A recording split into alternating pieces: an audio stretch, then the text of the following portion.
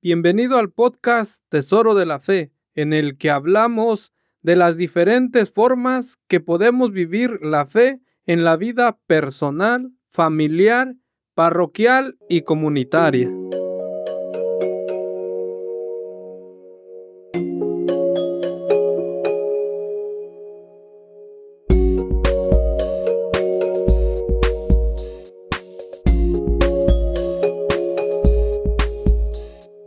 Hola, ¿qué tal? Nuevamente bienvenidos al podcast Tesoro de la Fe. Te damos una cordial bienvenida tanto a ti, hermano y hermana, que pues nos estás sintonizando, que ya nos empiezas a dar clic en tu teléfono, en tu computadora. Y nuevamente pues estamos compartiendo con Ana Hidalgo, delegada del obispo para la comunidad hispana. Bienvenida, Ana. Muchas gracias, Francisco, por tenerme otra vez aquí. Y aquí seguimos compartiendo de estos grandes tesoros de la fe. Y pues ya de antemano te dejamos el título del tema para que te quedes escuchando el episodio completo. Y el título es Alegría de la Pascua y el Querigma. Entonces, pues ya, ¿verdad? Comúnmente a lo mejor ya has escuchado algunos de estos términos. Entonces, te motivamos a que te quedes escuchándolo completo para así familiarizarnos más con estos términos, con estas palabras. Pero antes de eso, pues, sí comenzamos con la oración, Ana, y de ahí seguimos adelante contigo. ¿Cómo no? Claro que sí. Va ahí la oración, pues vamos a leer el Evangelio de San Lucas, capítulo 24, del versículo del 30 al 34. Y vamos a empezar diciendo, en el nombre del Padre, del Hijo y del Espíritu Santo. Amén. Sentado a la mesa con ellos, tomó el pan, pronunció la bendición. Entonces se les abrieron los ojos y lo reconocieron. Pero él desapareció de su vista. Se dijeron unos a otros: ¿no ardía nuestro corazón en nuestro interior cuando nos hablaba en el camino y nos iba explicando las Escrituras? Levantándose al momento, se volvieron a Jerusalén y contaron y encontraron reunidos a los 11 y a los que estaban con ellos, que decían: es verdad, el Señor ha resucitado y se ha aparecido a Simón. Ellos, por su parte, contaron lo que había pasado en el camino y cómo lo habían reconocido al partir el pan. Amado Dios, amado Jesús, en estos momentos nuevamente estamos sentados también en esta mesa y queremos seguirte escuchando tu palabra, tus enseñanzas, y compartirla con cada uno de los que nos está escuchando hoy, mañana, y que seas tú también quien encienda cada uno de los corazones de mis hermanos, de mis hermanas, de las personas que te quieren conocer más. Te lo pedimos, tú que vives y reinas por los siglos de los siglos. Amén. Amén. Entonces nuevamente, hermano, pues estamos en el episodio y pues ya, Ana, ¿verdad? Estamos ya mencionando este título del cual pues estamos en este episodio, la alegría de la Pascua y el querigma. ¿Y de qué forma pues iremos conociendo o qué es lo que veremos en este? Sí, bueno, pues yo pienso que ya hemos estado viviendo un tiempo de mucho regocijo. Estamos a la mitad del tiempo de Pascua de Resurrección. Entonces es bueno irnos aventurando ya a lo que sigue, ¿verdad? Después vendrá la ascensión del Señor, por consiguiente Pentecostés. Quizá no vamos a tocar el tema de Pentecostés porque son demasiadas riquezas, ¿verdad? Aquí nos quedaríamos mucho tiempo hablando de ello, pero vamos a concentrarnos más en estos dos episodios de, bueno, la continuación de la resurrección y entonces hacia la ascensión, ¿verdad? Para concluir en esa preparación que tendremos. Siempre quiero dejarles como referencia Primera de Corintios 15. Primera de Corintios 15, del 4 al 58. Y ustedes ven que son 54 versículos. Pero se los dejo como referencia para estos acontecimientos de la resurrección y la ascensión, ¿verdad? Pero yo quiero abordar este tema centrándonos o partiendo de los artículos del credo. Todos conocemos el credo nuestro, el credo de los apóstoles, y es el cual el catecismo de la iglesia usa y lo explica. Nuestro credo se divide en 12 artículos. Es otra forma de decir que cada uno de esos 12 es una reafirmación de mi fe. Cuando yo rezo el credo, reafirmo 12 cosas, ¿verdad? Y no voy a entrar en esa riqueza que posee, pero me voy a concentrar solo en 2 artículos, el quinto y el sexto. Entonces, el quinto artículo del credo es: descendió a los infiernos. Al tercer día resucitó. Si estás allí, puedes el alcance de estar anotando estas cositas.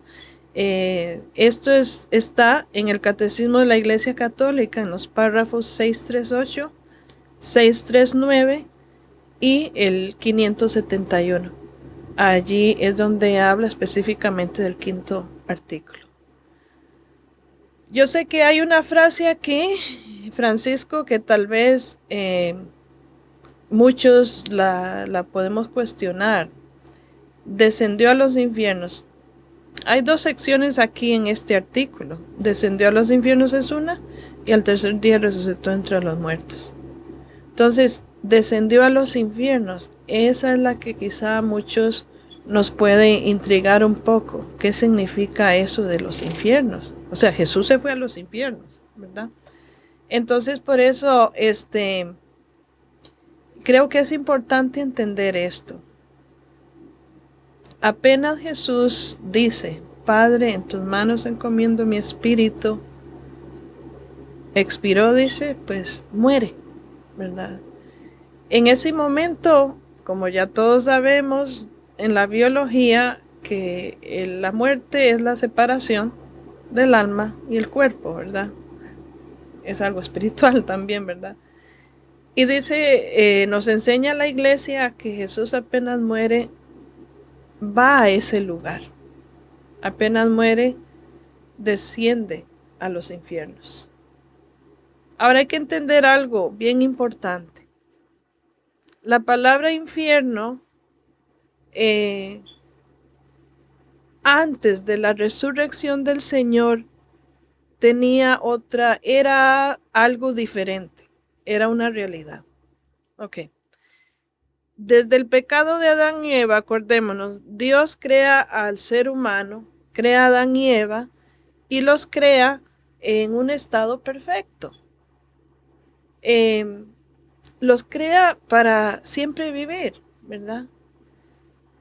Y simplemente todo era bueno, todo estaba bien, todo estaba en armonía. Cuando vino el pecado, se crea una crisis. Entra el mal que antes no estaba, ¿verdad?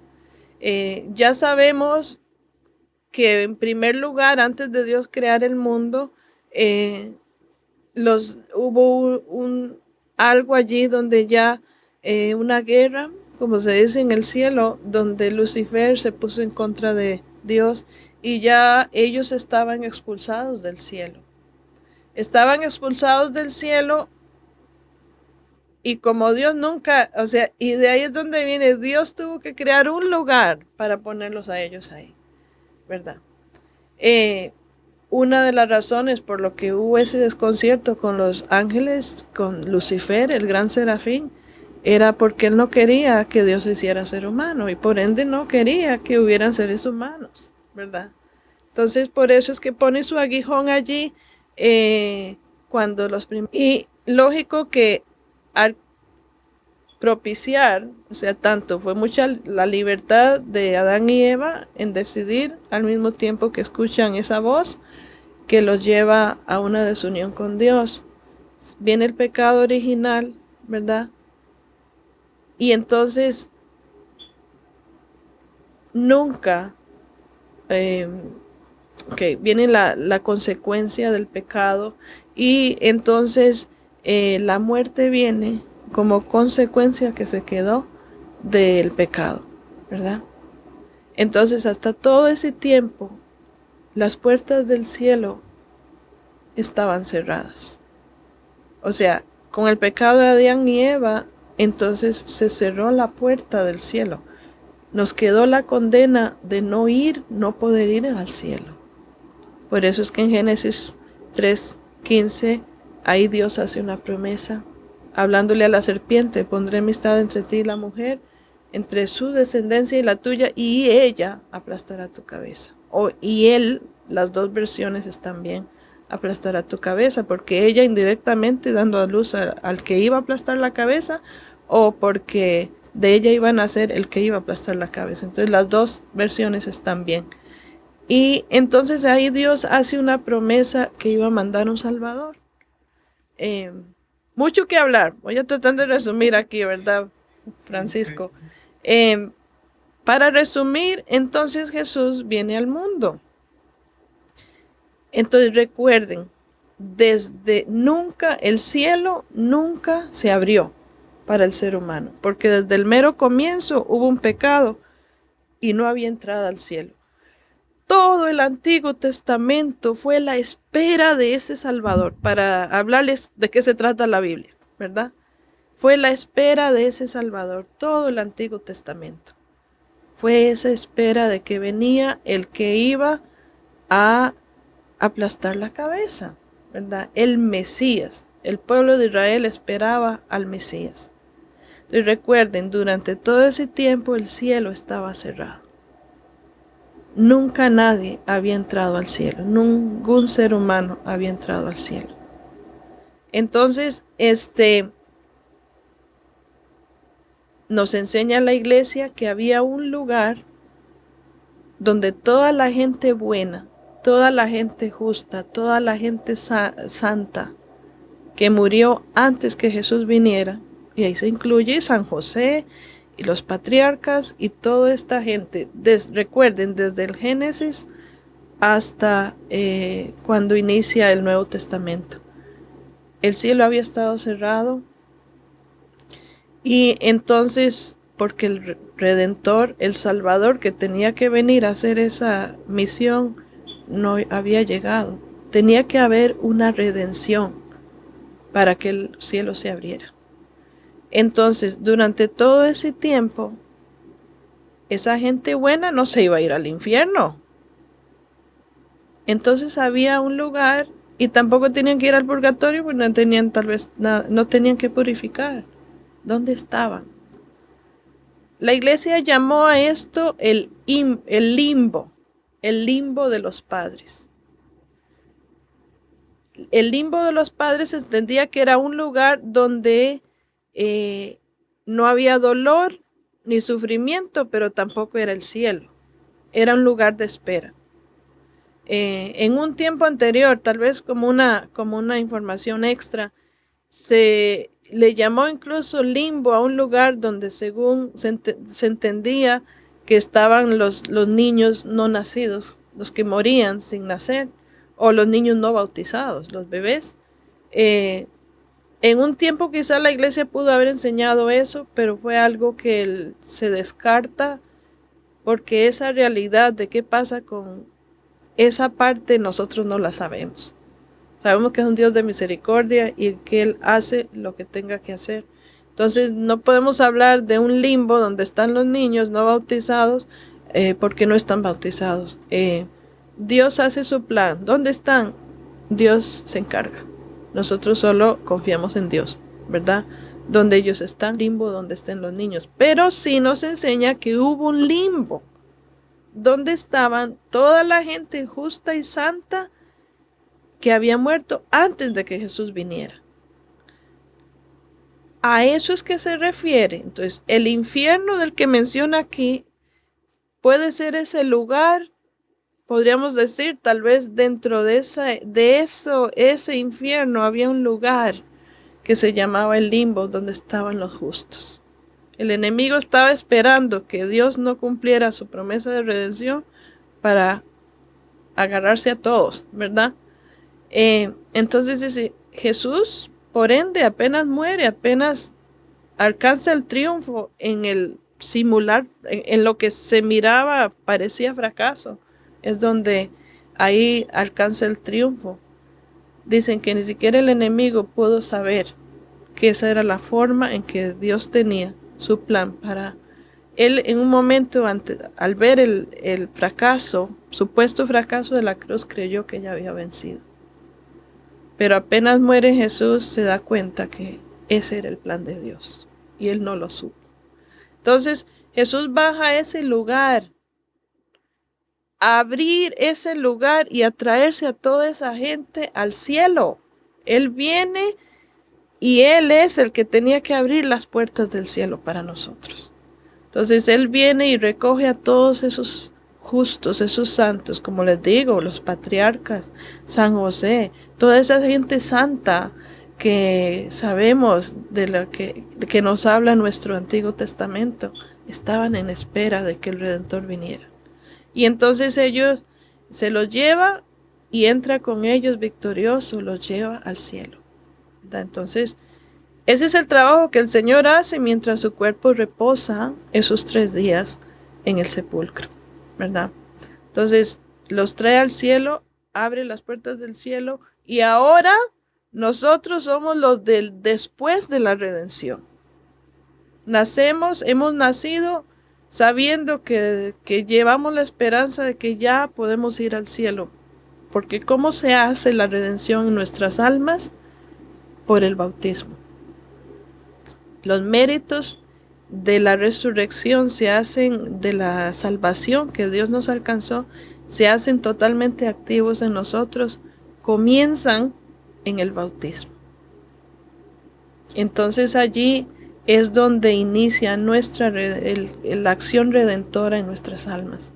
Y eso nos da acceso al cielo. Entonces, recuerden, hermanos, esa es la idea del infierno. Por el pecado original no había almas en el cielo y es Jesús el que tiene que abrir para que todas esas almas entren. Y tener cuidado, Jesús no fue a liberar a gente pecadora mala, ¿verdad? Sino a rescatar los justos que estaban ahí en espera. Entonces, no liberó condenados ni destruyó el infierno, ¿verdad? Pues tengo que tener cuidado con eso. Cuando dice, ha destruido el infierno, es en el sentido de que destruyó ese lugar de espera y abrió las puertas, ¿verdad? Entonces, el infierno ahora no es el infierno del que está hablando aquí, hermanos, ¿verdad? El infierno ahora ya tenemos conciencia más clara de qué es y los peligros que pueden haber y cómo debo evitar a toda costa. No es que Jesús va a venir cada vez al infierno a sacarme de ahí. Entonces el infierno anterior se refería a esa realidad del limbo. Lo de ahora ya no hay un lugar de limbo. Ya no hay nadie en espera ahí a que el Señor lo lleve. Entonces el infierno se vuelve un lugar donde totalmente van aquellos que no quisieron total, ¿verdad? Consciente y total. Entonces, ese es el infierno, hermanos. Tengamos cuidado por eso, ¿verdad? Ana, nos has dado un recorrido, ¿no? En un resumen sintetizado, ¿verdad? De poder decir que nos llevas hasta el anuncio del protoevangelio y que ya pues empezamos a tocar esa parte, ¿no? Por lo cual el título del tema, la alegría de la Pascua, y ver esa parte, ¿no? Ahora, pues, ¿qué relación va a tener del también? Del triunfo y de la gracia, sí. Y bueno, ¿y qué pasa aquí? Jesús resucita al 3er día. Estaba ocupado, no es que se quedó descansando, ¿verdad? Estaba ocupado, tenía trabajo que hacer. Su proceso de la promesa de Génesis 3:15 que iba a haber un Salvador, Él la cumple a cabalidad hasta el punto de llevar a esas almas que no estaban ya en el cielo, que no estaban en el cielo porque el cielo tenía que abrirlo solo el Redentor. No podía nadie más abrirlo. Entonces eso es muy lindo. Entonces, ¿qué pasa? Él resucita y empieza la tarea de aparecerse a su gente, ¿verdad? Se aparece a María Magdalena, se aparece a los discípulos de Maús como tú nos guiabas en la oración, en esa parte especial donde los discípulos caminaron todo el día con él y lo reconocen al partir el pan, ¿verdad? Y que se van corriendo a avisarle a los demás, a los apóstoles. Y empieza Jesús a aparecerse también a los apóstoles. Y por último, tenemos una parte de 1 Corintios 15, 6 al 8, que dice San Pablo que se apareció a 500 personas. Ya es como, este episodio es una continuación de episodios anteriores en el cual Ana nos enseñaba la Semana Santa y el Tríodo Pascual, y esto es como una continuación. Entonces, viendo ahora estas apariciones, ¿qué tiene que ver la palabra que resuena a veces dentro de la iglesia, que a veces conocemos o no conocemos, que es la palabra querigma? Querigma, oh sí, sí, fíjese que es una palabra súper importante. ¿Qué es el querigma? Nos dice un documento de la iglesia de San Juan Pablo II, Evangelii Nuntiandi. Y también nos dice, lo encontramos en otro documento eclesial, que es el Directorio General para la Catequesis, en el párrafo 46.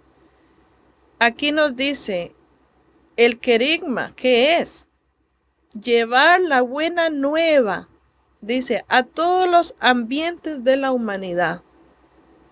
Y con su influjo transformar desde dentro y renovar a la misma humanidad. Es muy bonito que tú mencionas esta palabra querigma, porque realmente eso es lo que está pasando en ese proceso de las apariciones y cómo uno al otro se están contando lo que han visto. ¿Por qué? Porque el querigma es, dice también, siempre parte de este párrafo, quizá de estas referencias, dice, es proclamar a Cristo como la buena nueva, salvífica. ¿Para qué? Para suscitar una respuesta de fe y de conversión inicial. Entonces, de ahí viene, por ejemplo, otras parábolas, por ejemplo, la parábola del sembrador, Mateo 13, 1 al 23, es el trabajo que hacemos. Entonces es muy bueno que menciones eso, porque entonces aquí en estas apariciones se está dando el querigma. Entonces, para ponerlo en palabras más sencillas, el querigma es hablarle de Jesús a alguien que no sabe de él o que no sabe lo que hizo, lo que pasó. Entonces, aquí vemos una serie de apariciones de Jesús. La primera que tiene esa experiencia es María Magdalena. ¿Y ella qué hace? Lleva el querigma. Los apóstoles no saben nada. Saben que se murió, pero no saben que resucitó. Entonces Jesús la manda a hacer eso, a el querigma, anunciar el querigma. ¿Qué fue lo que María Magdalena fue y les dijo? Resucitó, ya lo vi. Entonces el querigma, y es algo que lo hacemos en todas las santas misas.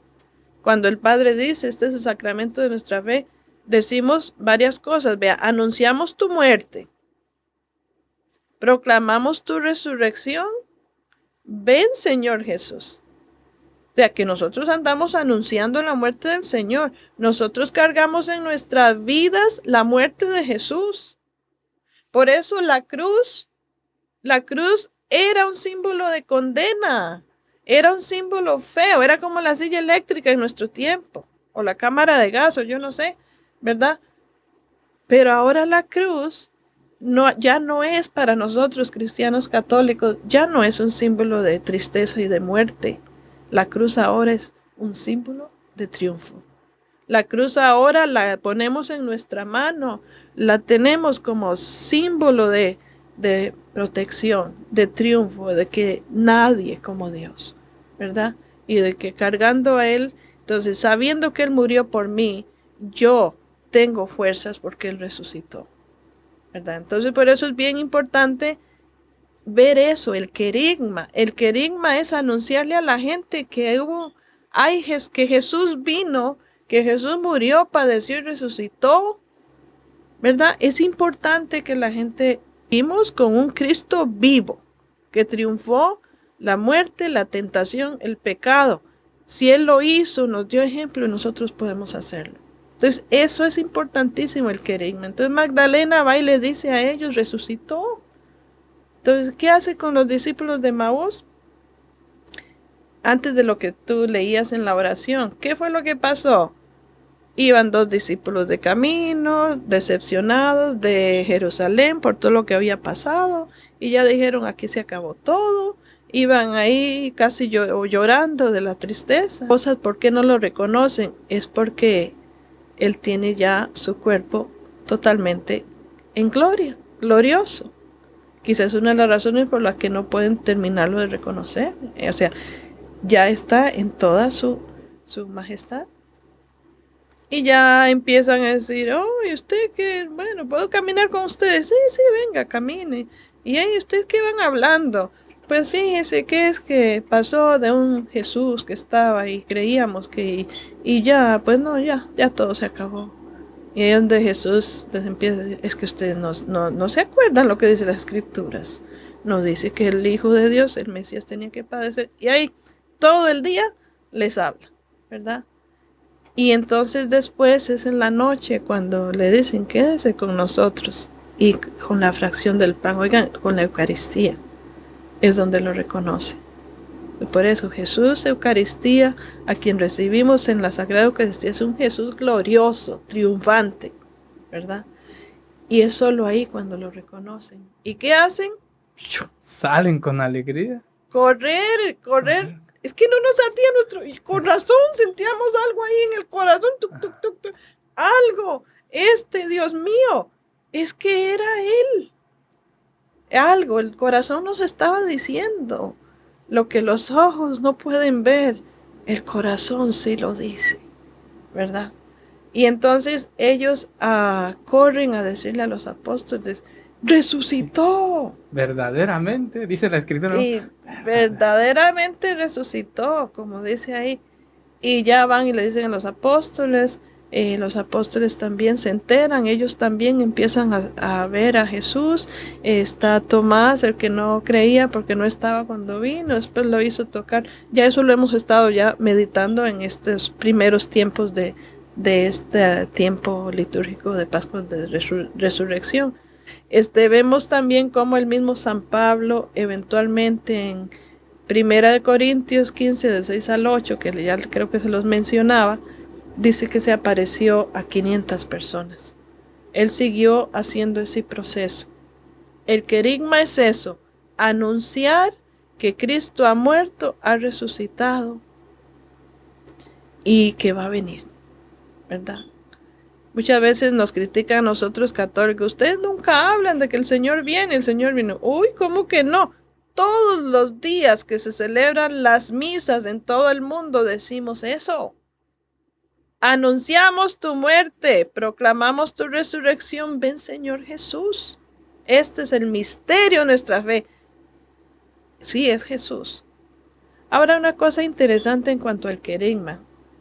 El querigma tiene como originalidad llevar la buena nueva a alguien que no sabe del triunfo de Jesús. Sí, los apóstoles habían vivido con él 3 años, pero no sabían que la resurrección era patente. Ellos no sabían eso. Entonces recuerden, el querigma lleva esas 3 cosas: que murió, que resucitó y que va a venir. Lo único que los apóstoles sabían es que murió, pero no sabían el resto. Entonces estas apariciones les hace a ellos llegar a la segunda etapa, que resucitó, ¿verdad? Entonces, allí es donde inician todos los proyectos del querigma. Pero, ¿qué es la idea del querigma? Ir a Jesús. Pero viene San Juan Pablo II y nos dice que hay que ahora vivimos en una realidad que no es, sí, está todavía que hay algunos lugares en algunas partes del mundo que no conocen a Jesús. Cristiano, no solo católico, sino toda y religión que cree que Jesús es el Hijo de Dios. Esos somos cristianos. Tristemente se ha apagado esa realidad, esas buenas nuevas. Entonces nos dice San Juan Pablo II, hay que hacer una nueva evangelización. Hay que volver a evangelizar a los que ya están evangelizados porque se les olvidó, porque por situaciones de la vida ya su relación con Dios se disipó. Entonces es la necesidad de volver a reencender esa llama de alegría, de esperanza, porque Cristo murió, resucitó y va a venir para llevarnos a Él. Nos dice San Juan, creo que es el capítulo 16, capítulo 17, nos dice Jesús mismo, es que voy a prepararles un lugar. Entonces nosotros tenemos que tener ciertos que ahí en el cielo hay un asiento para mí. Solo para mí, gente. Si yo no lo uso, nadie lo va a usar. No, pues nada, que vayan más gente allá y total. Pues hay gente que habla así. Pues hay que agarren el campo mío si les da la gana. Ay, perdón el vocabulario, pero a veces hablamos así. Y vieras que ese campo nadie lo va a llenar. Si yo no lo lleno, se queda vacío. Y si no lo lleno ahí, lo voy a llenar en otro lado. Ya sabemos cómo va la cosa. Qué cosa sana, ¿verdad? Que en el mundo andamos buscando lugares perfectos para nosotros y sabiendo que Dios nos tiene un espacio perfecto, lo rechazamos. Lo podemos rechazar, pero tenemos que orar mucho por nosotros mismos, por de veras siempre anhelar llegar un día ahí, orar por aquellos que no entienden la gravedad de la alegría de estas buenas nuevas, ¿verdad? Gravedad en el buen sentido de la palabra, de lo sublime que es esto que Jesús hizo por nosotros. Nos fue a preparar un lugar, nos tiene preparado un lugar. Pero también quiero hacer un hincapié aquí, así también el enemigo nos tiene un lugar, ¿verdad? Haciéndole ¿cómo se llama eso? La competencia. También tiene un lugar para nosotros allí. Entonces, si no llenamos uno, llenamos otro. Entonces, querida gente, ¿qué estamos haciendo para llenar aquel otro lugar? El lugar del cielo. Y dejar totalmente vacío el infierno. Entonces, es una pregunta que les propongo, hermanos, hermanas. ¿Qué estoy haciendo en mi vida? A cabalidad, no a pedazos ni a medias. ¿Qué estoy haciendo? Como dice una parte también del Evangelio. Si se dice no, se dice no. No a medias. ¿A qué lado quiero yo estar totalmente? ¿Verdad? Es bien interesante. Ana, y en el artículo anterior pues nos hablabas de que Jesús se apareció tanto a los discípulos de Maús, los apóstoles, en sí, en la totalidad de tiempo. ¿Cuál es el tiempo que se quedó Jesús? Vamos a pasar ahora al artículo 6 del credo, donde dice que subió a los cielos y está sentado a la derecha de Dios Padre Todopoderoso. Es en la del párrafo 659. Ahora, esa pregunta que tú haces, que es bien interesante. Él estuvo, o sea, resucita y está 40 días con sus apóstoles. Ahora, acuérdense, yo les dije hace un ratito, los apóstoles solo sabían que Él murió. Entonces, con todas estas apariciones se dan cuenta que Él resucitó. Pero imagínense cómo se sentían los apóstoles después de haberse, excepto por San Juan, haber abandonado a Jesucristo. ¿Ustedes cómo creen que estaban sus corazones? Uno, por haberlo de cierta manera, abandonado y de cierta manera traicionado, ¿verdad? Porque se suponía que iban a estar con Él incluso hasta la muerte. Y teniendo a nuestros San Pedro como primero que abre la boca y nos dice eso. Y le dice eso a Jesús, ¿verdad? Y saber que lo abandonaron. Sentir ese remordimiento, porque vean que Él murió en la cruz y después de la cruz lo que pasó, el fenómeno que pasó, que todo se oscureció, resucitaron muertos o revivieron, se rompió el velo del templo, hubo un terremoto, hubo oscuridad, y hasta el mismo centurión dijo, verdaderamente ese era el Hijo de Dios. Claro que ya los apóstoles habían oído todo eso y decir, ¿qué nos pasó? Si de veras era el que él dijo que era. Entonces lo hemos traicionado, lo hemos abandonado. ¿Cómo se pudieron haber sentido?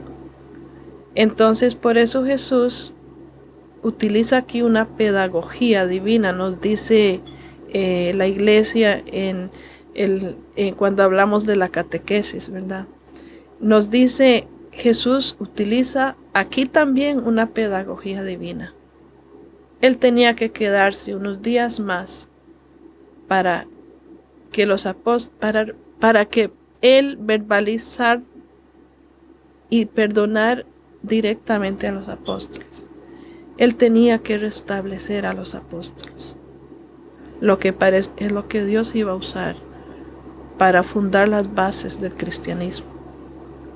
Entonces, él tenía que restablecer a estos hombres, a estos 12 hombres que, bueno, 11 todavía no estaba, bueno, se nos fue Judas, ¿verdad?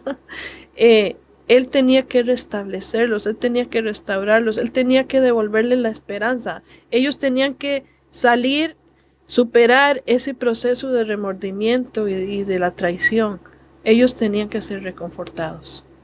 Entonces, Jesús se queda después de morir varios días, 40 días, para restaurarlos, para reafirmarlos en su fe y en su esperanza, para que estuvieran totalmente seguros, porque les tocaba una tarea fuerte. ¿Y qué pasó con todos ellos? Murieron por Jesucristo. Pero cuando Jesús murió, fue crucificado, ellos todavía no estaban listos. Y tenían que llevarse esta experiencia tan fuerte, tan dolorosa, para que no volvieran a caer en la tentación del miedo, ¿verdad? Entonces ellos tienen que ser reconfortados. San Juan, y pues eso lo podemos ver en los capítulos del Evangelio de San Juan 20 y 21. Si leemos esos dos capítulos, vamos a ver las cuantas veces que se ve esa instancia donde Jesús los restaura. A Pedro 3 veces, ¿me amas? ¿Verdad? Nos remonta a las 3 veces que negó a Jesús. Pero vieras que les voy a decir algo muy importante aquí, muy lindo. Ya casi pregunta 3 veces. Fíjese que en nuestra teología, cuando nos referimos al amor, hay 3 palabras del griego. Una es filia, eros y ágape. El amor filia es un amor de amistad, es un amor de fidelidad como amigos, ¿verdad? El amor eros es un amor más de atracción sexual, atracción humana, ¿verdad? Y el amor ágape. El amor ágape es un amor incondicional que no pide nada a cambio, solamente se da, se dona. Cuando hablemos de algún momento de temas sobre la familia y matrimonio, vamos a retocar esto, que es bien importante. Pero entonces, según nos explican estudiosos en esto, exégetas bíblicos, cuando Jesús le preguntó la primera vez, Pedro, ¿me amas?, usó el término ágape. Pedro, tú ágape mí. O sea, que tienes un amor ágape por mí, incondicional. Pedro le respondió con la palabra filia. Sí, pero no un amor como el que usted me está diciendo, ágape. Entonces por eso Jesús le vuelve a preguntar otra vez, Pedro, tú, y usa el ágape, con un amor incondicional, ¿me amas? Y Pedro todavía responde, es filia, siento que es filia. Entonces la tercera vez que Jesús le pregunta, Entonces Jesús esta tercera vez es como que le dirá, entonces tu amor es filia. Y por eso que dice, y Pedro se puso triste. Señor, tú lo sabes todo, tú sabes que... Pero entonces Jesús lo reconforta, dice, o sea, por decirlo así rapidito, no se preocupe, Pedro, yo entiendo, pero vas a tener un amor ágape por mí. Ahora no estás listo, pero vas a tener un amor ágape. Y lo sabemos, porque entonces él terminó su vida dándola por el Señor. Lo iban a crucificar igual que Jesús, y él dijo, no merezco morir como murió mi maestro. Póngame boca abajo. Y murió boca abajo, ¿verdad? Entonces ahí vemos donde ese amor importante, ve, tenía que Jesús restaurarlos para eso. Entonces se queda esos 40 días, ¿verdad? Pero entonces, ¿cómo concluye ese proceso de estar con ellos? Con la ascensión, ¿verdad? ¿Qué es la ascensión? A los 40 días de estar con ellos, Jesús se va, sube al cielo en cuerpo y alma, pero los comisiona. Jesús los comisiona, y creo que está en Mateo 16:20. Sería bonito, tú lo tienes para que nos lo pudieras leer, Mateo 28, 16 al 20. Dice, por su parte, los 11 discípulos marcharon a Galilea, al monte que Jesús les había indicado. Al verlo, lo adoraron. Si bien algunos dudaron, Jesús se acercó a ellos y les habló así: me ha sido dado todo poder en el cielo y en la tierra. Id pues y haced discípulos a todas las gentes, bautizándolas en el nombre del Padre y del Hijo y del Espíritu Santo, y enseñándoles a guardar todo lo que yo os he mandado. Y estad seguros que yo estaré con vosotros día tras día hasta el fin del mundo. Palabra de Dios, te alabamos, Señor. Entonces aquí vemos donde llega el 40 día donde Jesús sube al cielo, fiesta que conocemos como la ascensión del Señor, ¿verdad? Creo que este año la tenemos el 26 de mayo, es la fiesta de la ascensión. Pero, o sea que es jueves, que son los 40 días exactos, pero aquí pues en Estados Unidos siempre se celebra el domingo que precede. Entonces creo que la ascensión del Señor se va a celebrar el domingo 29 de mayo.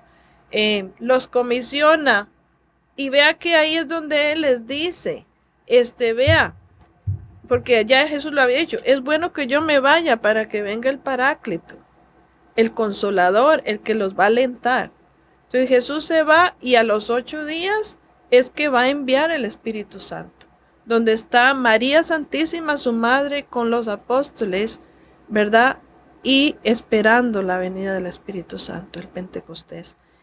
Un tema más muy largo para hablar, pero no lo vamos a tocar totalmente ahora. Yo sé que muchas parroquias y demás están preparándose para la fiesta de Pentecostés y organizando, pero es bueno no pasar por alto la fiesta de la Ascensión, que son 8 días antes de Pentecostés, porque Jesús les dice, quédense aquí. Cuando ese Pedro herido dijo, es que no siento ese amor ágape, ahora el Espíritu Santo va a ser derramado con un ímpetu que a cada uno de ellos lo va a tocar totalmente. Fuera miedos, fuera cobardías, al punto que empiezan a sufrir por causa de Jesús desde Pentecostés en adelante. Entonces, y Cristo promete quedarse hasta el fin de los tiempos. Ahí podemos ver Hechos 1 del 6 al 11. Y vea qué lindo Francisco, porque él promete y ya lo había hecho, ya lo deja cumplido. Se queda uno en la Eucaristía. Ese era el plan de él, quedarse en la Eucaristía, para tener ahí su cuerpo, alma, sangre, cuerpo, divinidad, a todo Jesús ahí, en esa apariencia del pan. Y él ahí está, siempre, en todas las iglesias donde está el sagrario, Jesús está, ahí está. Él prometió y efectivo, desde antes de esa promesa ya lo estaba haciendo. Recuerda que al partir el pan fue que los discípulos de Maús lo reconocieron. Entonces el pan, sagrado pan, ese santo pan que es Jesús Eucaristía, ahí se queda. Pero también de manera espiritual, donde quiera que vayamos, Él está con nosotros. Entonces, pero cuidado, pues si todo el tiempo está con nosotros, ¿para qué ir a la Eucaristía? No, cuidado, Él está en espíritu, pero en la Eucaristía es para que lo comamos, tenemos que comerlo, tenemos que recibirlo. Y entonces, por ende, también, bueno, después del Pentecostés vamos a tener la fiesta de la Santísima Trinidad, la fiesta de Corpus Christi. Entonces ya sigue, esta fiesta sigue de muchas áreas doctrinales que totalmente Dios cumplió para nosotros. Entonces, hermanos, les exhorto, vivamos todo este tiempo de gracia con nuestra mano, nuestro corazón en el corazón del Señor, a través del corazón de María. Estamos en este episodio y hemos tocado el tema o el título, la alegría de la Pascua. Y todo lo que mencionabas, lo que nos acabas de enseñar, Ana, es de poderlo, pues para mí me ayuda, ¿no? En poder ver que toda esta enseñanza me ayuda para vivir con esta alegría, esta Pascua. Y que nos ayude, ¿no? Para irnos preparando para este tiempo de la celebración de Pentecostés. Puede ser una herramienta para disfrutar estos temas que nos has compartido. Sí. Y que no solo sea vivirlo yo dentro, el querigma. Acuérdese de la otra parte del título de este programa. No es solo para atesorármelo yo y dejármelo yo encerrado, es para compartirlo. Compartir esta alegría de que Cristo vive. Compartir esta alegría. Hermano, hermana, pues estamos llegando ya al final y pues, ¿verdad? Te seguimos invitando a que le des like, a que compartas. Si pues has encontrado material que te ayude en tu vida espiritual, en tu vida humana, con tu familia, en tu personalidad, pues, ¿verdad? O sea, que también escuches los demás episodios en los cuales pues Ana nos ha tenido estos momentos catequéticos y pues ya ella nos menciona, ¿no? Más adelante iremos mencionando otros temas en los cuales pues te pedimos ahí que estés a la expectativa de cuándo serán y pues de antemano disfrutar cada una de las enseñanzas para así pues relacionarnos mejor con Dios. Entonces llegamos al final de este episodio y ¿de qué manera se gustaría despedir? Vamos a hacer una oracioncita espontánea en el nombre del Padre, del Hijo y del Espíritu Santo. Amén. Señor Jesús, venimos a tu presencia a darte gloria, a darte toda honra por el gran don de tu pasión, muerte y resurrección. Gracias, Señor, porque ese querigma, esa buena nueva de que tú nos has rescatado, nos has abierto la puerta del cielo y la mantienes allí abierta. Gracias, Señor, porque por todo esto hemos sido llamados a ser tus hijos, a ser padre de tus hijos. Jesús nos ha reclamado para ti una vez más, así como cuando tú nos creaste. En ese primer instante de los primeros seres humanos. Ahora Jesús, con tu gracia, con tu redención, nos has retomado otra vez para nunca más dejarnos, porque tú prometiste que estarías con nosotros siempre. Te pedimos que sepamos corresponder, Jesús, a esas gracias, a ese triunfo, a esa alegría. En primer lugar, que tomemos todo ese gozo en nuestro corazón. Así que cuando vengan las dificultades, las pruebas, las tristezas, dolores, no importa lo que venga, Señor, que nunca se aparte de nuestro alma esa esperanza, ese regocijo, esa alegría de que todo esto es pasajero y que todo esto son medios para poder también llegar a ese lugar que nos tienes preparado en el cielo. En esta vida que, a pesar de los muchos años, aún así es totalmente corta para esa alegría eterna que nos tienes preparada. Danos la gracia, danos tu amor, danos tu fuerza, Señor, danos un corazón de ágape, para entonces poder corresponder a ese amor, Jesucristo.